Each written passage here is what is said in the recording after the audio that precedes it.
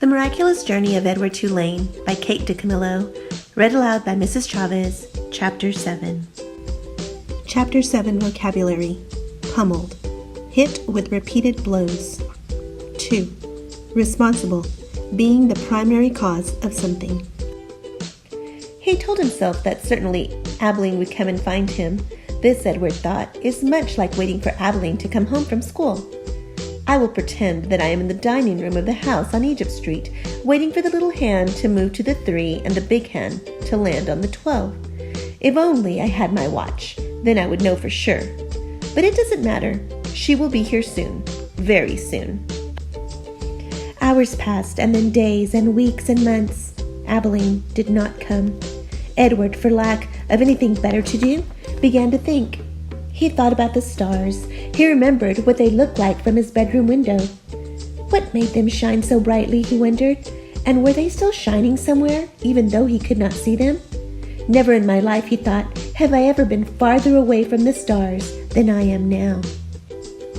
He considered, too, the fate of the beautiful princess who had become a warthog. Why had she become a warthog? Because the ugly witch had turned her into one, that's why. And then the rabbit thought about Pellegrina, and he felt in some way that he could not explain to himself that she was responsible for what had happened to him. It was almost as if she, and not the boys, who had thrown Edward overboard.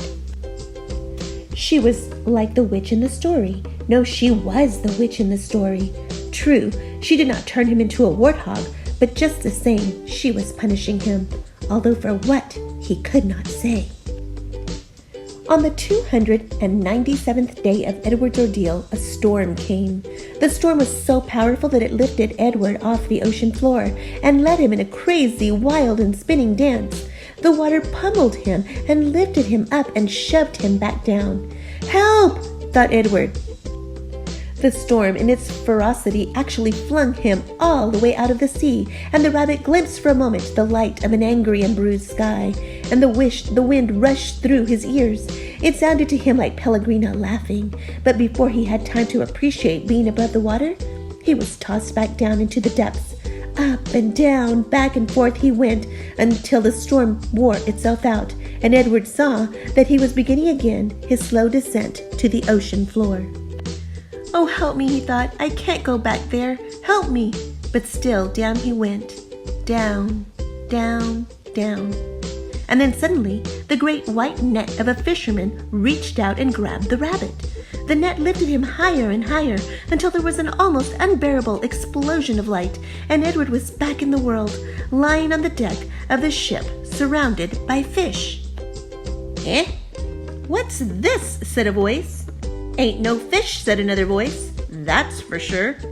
The light was so bright that it was hard for Edward to see, but finally shapes appeared out of the light, and then faces, and Edward realized that he was looking up at 2 men, one young and one old.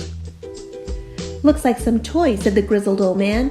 He bent and picked Edward up and held him by his front paws, considering him.